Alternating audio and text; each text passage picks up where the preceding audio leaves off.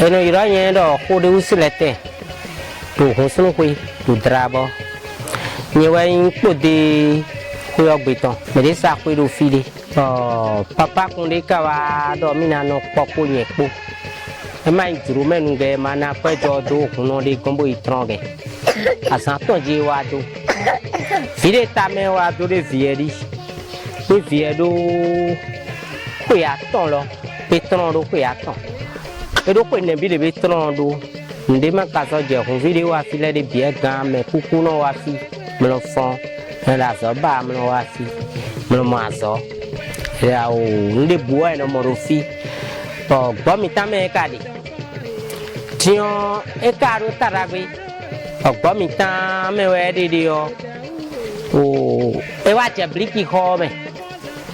mo ko ton ai jiu na yen de su ta do viano do kudon ko chebi glebe kawa bo lebi do yon de yo e jabliki ko me de wa so bo ndora wen da gbe la tole mi no do mawu yon jesu yon Thron yon c'est comme ça mawu yon jesu yon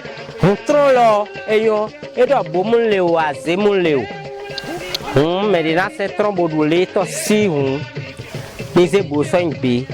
bo se aze nbe bono de jo agbesen to me di ena patron sin didi ko na sin wa fifi yen pon o ta sino che le ndo na ro ye ni gbogbo anu apachi ni mini pon we Thron do sin pe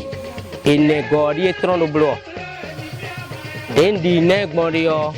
hon do po ge ne pon un do be na huno gachi a chetin avopo chigama po u na Thron mi sonji ko nka do atinke de boglobo paze po bla ya Thron e do aru ye mlo dige weson